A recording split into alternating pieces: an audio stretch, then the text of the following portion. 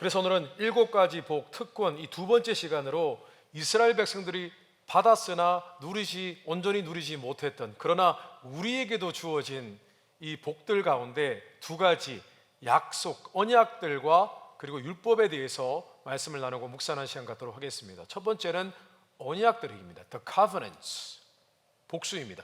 언약들이라고 했습니다. 언약이 뭘까요? 언약은 쉽게 말해서 개인과 개인, 단체와 단체, 개인과 단체 사이에 어떤 서로 간의 약속을 하고 그리고 계약을 맺는 것을 의미합니다. 계약을 맺는 거예요. 약속하는 것입니다. 하나님을 믿는 신앙에 있어서 왜 언약이 중요할까요? 왜 약속, 계약, 영어로는 contract, promise 이런 게 중요할까요? 왜냐하면 우리가 하나님의 자녀가 되는 것이기 때문에 이 문제를 그저 아주 쉽게 가볍게 여길 수는 없기 때문입니다. 저는 지난 시간에 우리가 하나님의 자녀가 되었다고 했습니다. 그런데 우리가 하나님의 자녀가 되을 때 하나님께서는 우리에게 The Spirit of Sonship, 양자의 영을 주신다고 말씀을 드렸습니다. 양자의 영을 주시는 이유가 무엇입니까? 하나님과 우리 사이의 부모와 자녀 관계가 완벽히 되어질 수 있도록 하나님께서 내가 하나님의 자녀로 느끼고 또 내가 하나님을 생각할 때 하나님이 내 아버지로 느끼는 그런 감정을 가질 수 있도록 그런 마음을 우리 안에 넣어주신다는 의미입니다. 예수님께서 우리를 위해서 십자가에 달려 돌아가신 것도요, 우리를 자녀 삼으시기 위한 절차였던 것을 우리가 알 수가 있습니다. 왜냐하면 계약에는요, 관계와 돌봄이라는 책임과 의무가 다르기 때문입니다. 하나님께서 처음 이스라엘 백성들을 택하시고 부르셨습니다. 처음에는 아브라함을 부르셨습니다. 아브라함, 이삭, 야곱. 그런데 하나님께서는 그들을 백성 삼으실 때마다, 자녀 삼으실 때마다 언약을 체결하셨습니다. 레위기 26장 42절에 내가 야곱과 맺은 내 언약과 이삭과 맺은 내 언약을 기억하며 아브라함과 맺은 내 언약을 기억하고 그 땅을 기억하리라. 하나님께서는 매번 후손으로 갈수록 첫 번째 언약만 그냥 언약을 맺고 그냥 놔두신 것이 아니라 그 후대로 갈수록 사람을 하나님의 자녀 삼으실 때마다 따로 언약을 맺으셨습니다. 그런데 이 언약이라는 것이 구약 시대의 전유물이 아닙니다. 언약이라는 것은 지금도 우리에게 유효한 것이고 하나님께서는 우리의 자녀를 삼으실 때 언약을 맺으신 것입니다.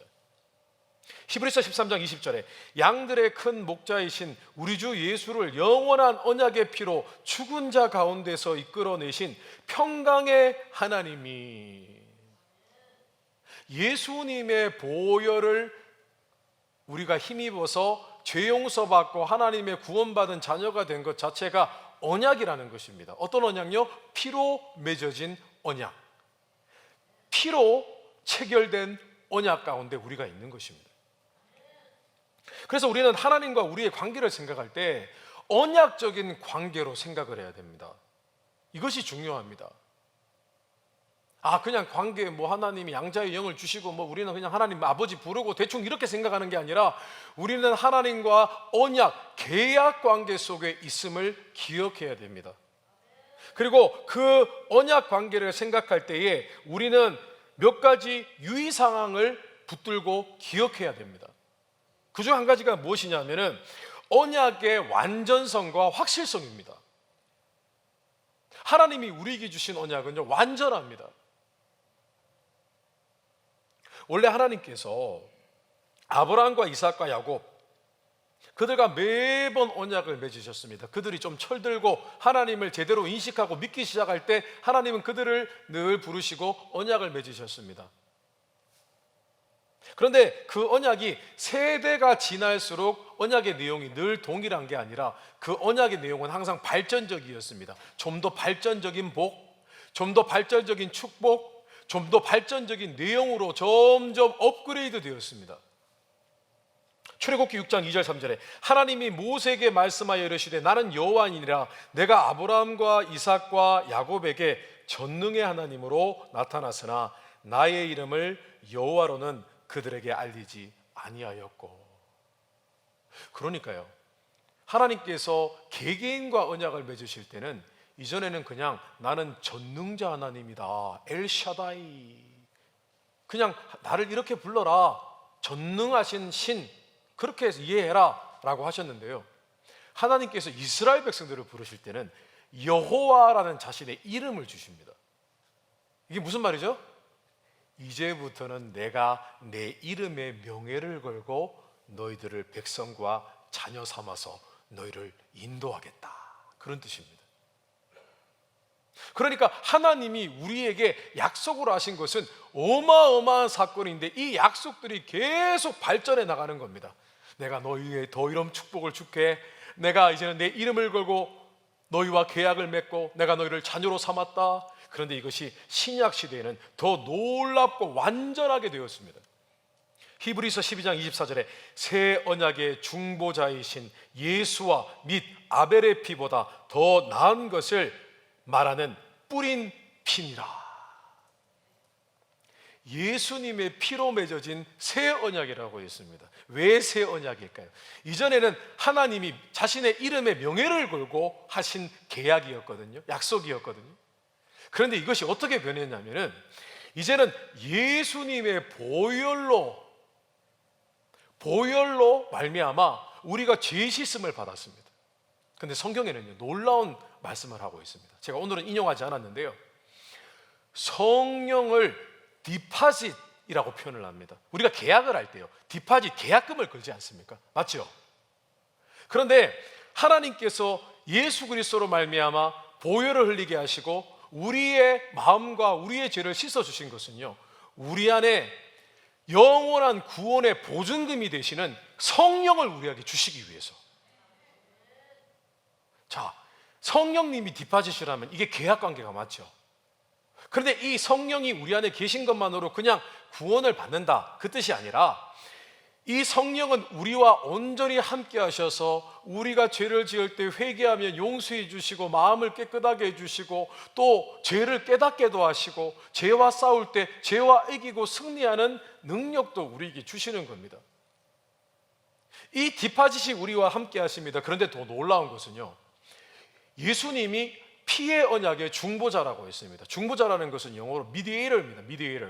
두 사람의 관계 속에서 중간에 끼어서 둘의 관계를 원활하게 해주는 사람을 중보자라고 부릅니다. 그런데 예수님이 피를 흘리시고 죽으시고 부활하시고 난 다음에 하나님의 보좌 우편에 계셔서 우리의 중보자가 되셨다는 겁니다. 어떻게 해요? 하나님과 우리 사이에는 계약 관계입니다. 서로에게 책임이 있습니다. 의무가 있습니다. 그런데 우리는 연약하잖아요. 마치 구약시대 이스라엘 백성들처럼 하나님 앞에 죄 지을 때도 많이 있잖아요. 그런데 이것을 주님께서 우리를 변호해 주는 거예요. 우리의 사정에 대해서 말씀을 해주시는 거예요.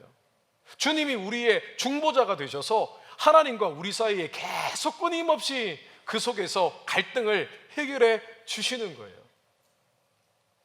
이 놀라운 언약 관계 속에서 우리가 지금 머물고 있는 것입니다. 정확한 예로는 보기는 어렵지만 이런 예를 들어볼 수 있을 것입니다. 어떤 남녀가 있는데 어떤 사람의 소개로 두 사람이 만났습니다. 그런 경우가 있잖아요. 그런데 이 중매자가 남편하고는 스승과 제자의 관계입니다. 멘토의 관계입니다. 이 남편이 이 스승된 이 중매자를 굉장히 존경합니다.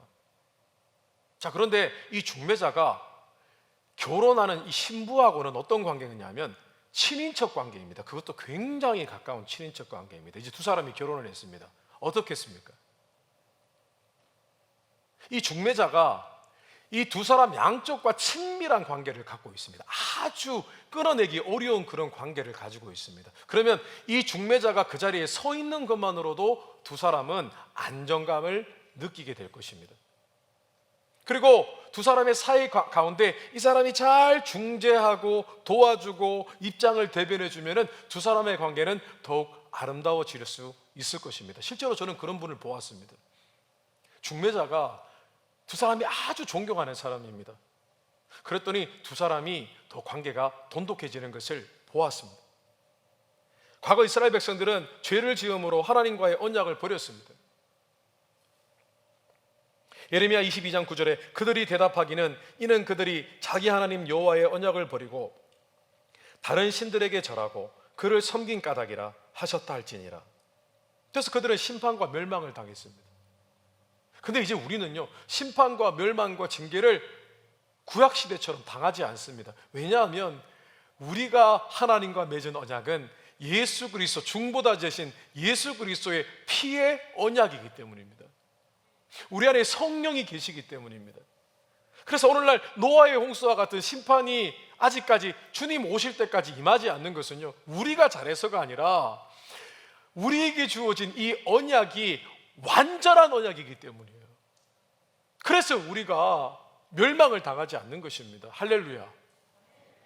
그러므로 성경은 예수님으로 말미암아 우리가 받은 이 언약을 A new covenant, 그리고 A better covenant, 더 나은 언약, 더 새롭게 되어진 언약이라고 말씀하고 있는 것입니다. 히브리서 8장 6절에 그러나 이제 그는 더 아름다운 직분을 얻으셨으니 그는 더 좋은 약속으로 세우신 더 좋은 언약의 중보자시나 지니라.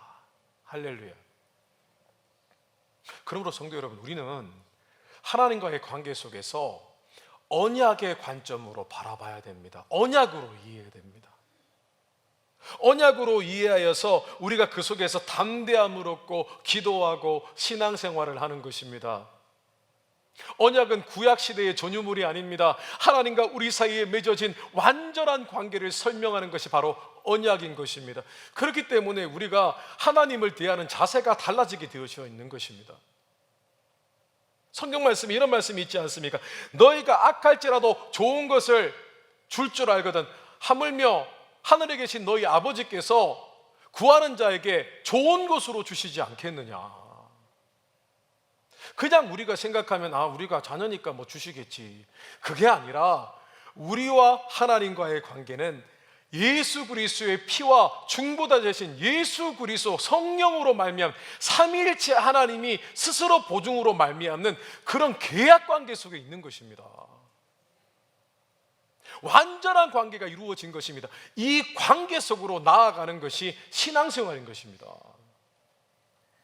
이 완전한 관계를 믿고 신뢰하며 나아가는 것이 신앙생활이라는 것입니다. 그래서 우리가 담대할 수 있고 하나님께 감히 기도할 수 있는 것입니다. 성도 여러분, 언약 속으로 다시 들어가서 신앙생활이 새롭게 되어지게 되시기를 주님의 이름으로 축원합니다. 우리가 받은 새 언약, 우리가 받은 더 나은 언약처럼 우리의 신앙생활도 새롭게 되고 더 나은 신앙이 되게 되시기를 주님의 이름으로 축원합니다. 그런데 우리가 언약의 확실함을 붙들면서도 동시에 우리가 기억해야 될 것은 언약은 두 사람 간의 관계이기 때문에 우리가 해야 할 책임과 의무가 있다는 것을 기억해야 됩니다. 우리가 하나님 앞에 기억해야 할 책임과 의무가 무엇일까요? 두 가지입니다. 사랑과 순종입니다. 과연 하나님과 우리 사이에 계약을 맺었다는데 이것이 단순히 부모와 자녀의 관계인가?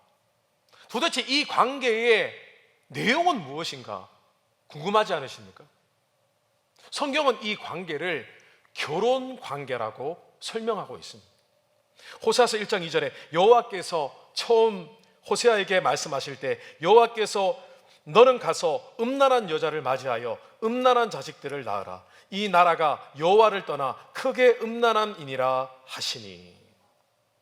하나님께서는 이스라엘 백성들을 자녀 삼으셨습니다. 그런데 이스라엘 백성들이 하나님을 떠나서 우상을 섬기고 그 언약을 저버릴 때마다 하나님께서는 그들에게 너희가 영적인 간음을 하고 있다라고 말씀을 하셨습니다. 왜 그렇게 표현하셨을까요? 왜냐하면 구약시대부터 지금까지 이 관계는 단순히 부모와 자녀의 관계가 아니라 바로 신랑과 신부의 결혼의 관계였기 때문입니다. 요한계시록 21장 2절에 또 내가 보매 거룩한 성 새 예루살렘이 하나님께로부터 하늘에서 내려오니 그 준비한 것이 신부가 남편을 위하여 단장한 것 같더라. 얼마나 아름다운 표현입니까? 우리가 새 예루살렘이 되어서 거룩한 하나님의 자녀로 설 때에 우리는 결국 하나님 예수 그리스도를 신랑으로 맞이하게 된다는 것입니다. 우리가 신부로 단장한다는 거예요. 우리가 지금 준비되어 가는 모든 것이 신부로 되어져 가고 있다는 것을 의미한다는 것입니다. 만약 우리가 주님의 신부라면 우리의 책임은 무엇이겠습니까? 신랑이신 주님을 사랑하고 순종하는 것이지 않겠습니까? 에베소서 5장 22절에서 24절에 아내들이여 자기 남편에게 복종하기를 주께 하듯 하라. 이는 남편이 아내의 머리 됨이 그리스도께서 교회의 머리 됨과 같음이니 그가 바로 몸의 구주시니라. 그러므로 교회가 그리스도에게 하듯 아내들도 범사에 자기 남편에게 복종할지니라. 에베소서에서 사도 바울은 남편과 아내의 관계에 대해서 이야기를 했습니다. 그런데 이것은 남편과 아내의 관계의 중요성을 말씀하기 위해서 언급한 것이 아니라 예수 그리스도와 신랑 되신 예수 그리스도와 신부된 예수 그리스도를 믿는 하나님의 자녀의 관계를 설명하기 위해서 남편과 아내의 예를 들은 것뿐입니다. 그때 사도 바울은 우리가 마치 아내가 남편에게 복종하는 것처럼 우리는 신랑 되신 예수 그리스도를 사랑해야 되고 복종해야 됩니다 라고 증거를 했습니다. 실제로 결혼식에는 vow, 서약이 존재합니다. 결혼은 왜 하는 것입니까? 제가 많은 커플들을 주례를 했습니다. 주례를 하기 전에 항상 카운셀링을 합니다. 그때마다 제가 묻습니다. 결혼 왜 하는 것입니까? 결혼이 뭐라고 생각하세요? 그러면 사랑해서 함께 살고 싶어서요 라고 대답을 합니다. 대부분 그렇습니다. 근데 저는 이렇게 가르칩니다. 결혼은 계약입니다. 결혼은 약속입니다. 결혼식 할 때 믿는 자들은 하나님 앞에 서약을 합니다. 지금 내가 당신에게 갖고 있는 사랑의 감정을 죽을 때까지 이 감정을 지킬 것입니다. 죽을 때까지 당신을 사랑할 것입니다 라는 이 서약을 천국 가는 그날까지 지키는 것이 바로 결혼입니다 라고 저는 가르칩니다. 그러므로 우리의 신앙은 말씀과 성령의 은혜로 우리를 향하신 하나님의 사랑을 깨닫고 그 사랑의 감격에 겨워서 하나님을 사랑하게 되어지고 하나님을 사랑하기 때문에 신앙의 행위를 하는 것입니다. 사랑이 사랑을 낳는 것입니다. 그리고 그 사랑이 하나님을 향한 신앙생활을 가능하게 만드는 것입니다. 그래서 고린도후서 5장 14절 전반절에는 이런 말씀이 있습니다. 그리스도의 사랑이 우리를 강권하시는도다. 하나님의 은혜가 내 속에 들어오니까요, 하나님 사랑이 부어지니까 내 마음에 감동이 되고 감격이 되고 하나님의 은혜가 깨달아지니까 그 하나님을 향한 사랑이 샘솟게 되어지고 그 사랑 때문에 사랑에 취해서 하나님을 사랑하는 모든 행위들을 우리는 신앙생활이라고 말하는 거예요. 그래서 우리는 사랑에 겨워서 순종하는 겁니다. 사랑에 겨워서 섬기는 겁니다. 사랑에 겨워서 봉사하고 사랑에 겨워서 용서하고 사랑에 겨워서 이해하고 사랑에 겨워서 때로는 희생하는 것입니다. 그래서 단지 문제가 되는 것은요, 우리의 신앙의 행위가 아닙니다. 우리가 하나님을 사랑하는가가 중요합니다. 그런데 하나님을 사랑하면 뭘 하게 되어 있다고요? 신앙생활을 열심과 열정으로 하게 되어 있습니다.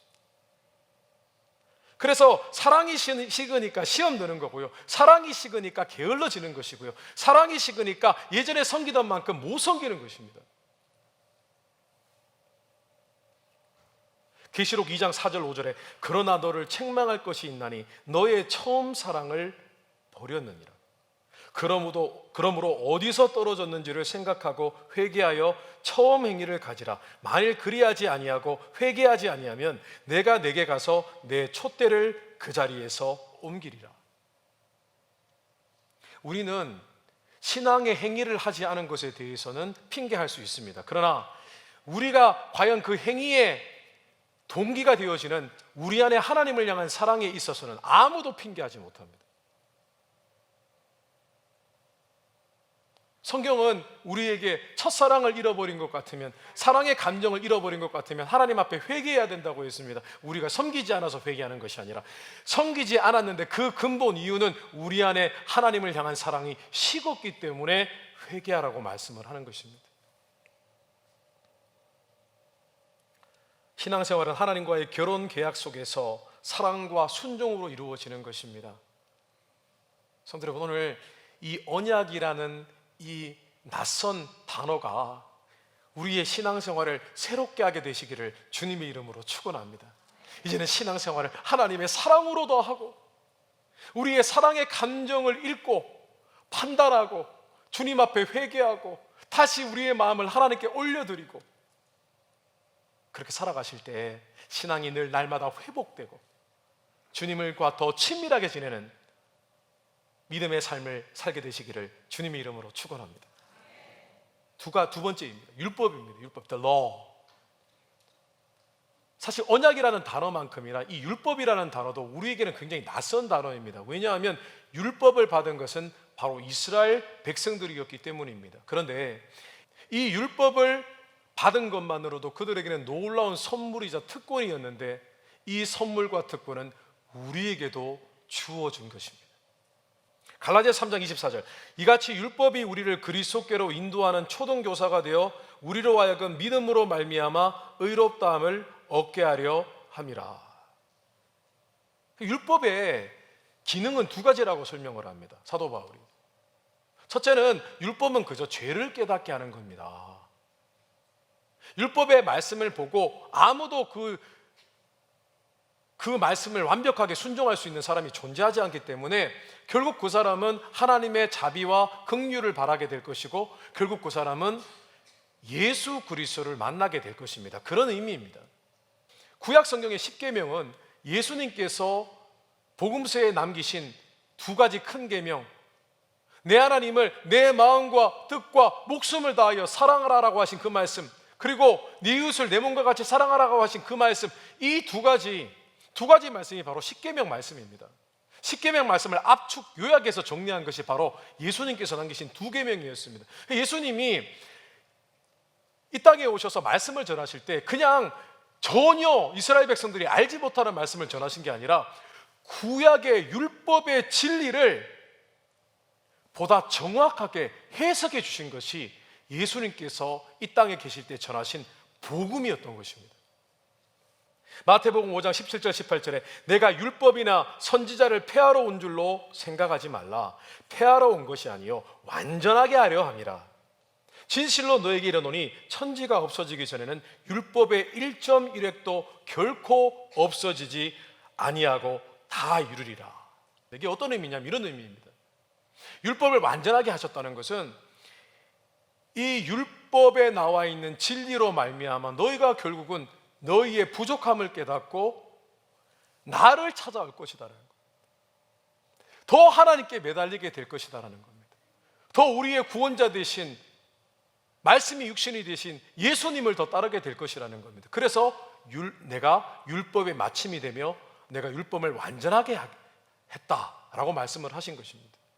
그런데 또 말씀하셨습니다. 율법의 1.1획도 변하지 않고 없어지지 않고 다 이루리라고 말씀을 하셨습니다. 어떤 의미입니까? 율법의 진리성을 말씀하신 겁니다. 그 진리는 결코 없어지지 않고 너희의 삶에 이루어지는 것이 하나님의 뜻이라는 것입니다. 우리는 이스라엘 백성들처럼 잘못하거나 실수하지 말아야 됩니다. 우리는 하나님께서 우리에게 진리를 주셨을 때에 그 진리가 우리 안에 세워지는 특권을 누려야 됩니다. 어떤 재미로 살아가십니까? 인생 살만하지, 기쁘지, 재밌지, 인생의 많은 즐거움을 우리가 찾아다닙니다. 그런데요, 하나님께서 우리에게 주신 진리를 통해서 주신 기쁨은 그 진리가 우리의 마음과 우리의 생각과 우리의 삶에 세워지는 기쁨입니다. 성도 여러분, 우리는 건축자입니다. 어떤 건축자냐면 우리의 마음과 생각과 우리의 삶에 하나님의 진리가 세워질 때 그게 기쁜 거예요, 사실은. 도저히 기쁠 수 없을 때 항상 기뻐하라는 말씀, 그 말씀이 내 생각과 머리에 가득하게 하기 위해서 우리는 순종하는 거예요. 하나님, 제가 슬퍼할 수 없습니다. 성령의 은혜를 더하여 주셔서 제 안에 기쁨이 회복되게 하여 주옵소서. 그래서 우리 안에 기쁨이 회복되지 않습니까? 그럼 진리가 우리의 마음과 생각에 세워진 것입니다. 진리의 벽이 세워진 거예요. 이게 사실 우리에게 축복인 거예요. 이게 특권인 것입니다. 그리고 우리는 하나님의 말씀, 진리를 따라 살아갈 때에 부족을 느낍니다. 부족을 느끼면 누구를 찾게 되죠? 예수 그리스도. 부족하고 내가 안 되거든요. 그러면 주님을 찾는 겁니다. 그럼 어떻게 되죠? 주님과 더 깊은 영적인 친밀한 교제를 누리게 되어집니다. 이게 우리가 받을 특권이고 기쁨인 것입니다. 세상의 기쁨이 기쁨이 아닙니다. 진리 때문에, 진리 앞에선 우리의 부족 때문에 주님을 생각하고 바라보고 주님께 더 매달리는 것이 우리에게는 특권인 것입니다. 성도는 말씀을 정리하겠습니다. 사실 우리에게는 생소한 단어가 언약과 율법이었습니다. 근데 사실은요, 이 두 가지가 우리에게는 가장 큰 복이고 특권이었음을 오늘 이 시간 깨닫게 되시기를 주님의 이름으로 축원합니다. 이제 언약 생각하면은 하나님과 우리 관계가 얼마나 완전한지를 기억하십시오. 이 완전한 부자 관계, 결혼 관계 속에서 살아가시기 바랍니다. 그리고 율법, 하나님이 내게 진리를 주셨구나. 이 진리가 내 마음 가운데 있는 것이 가장 큰 복이구나. 그렇게 깨닫고 우리의 신앙생활이 주신 복, 특권 누리고 살아가게 되시기를 주님의 이름으로 축원합니다. 생명의 말씀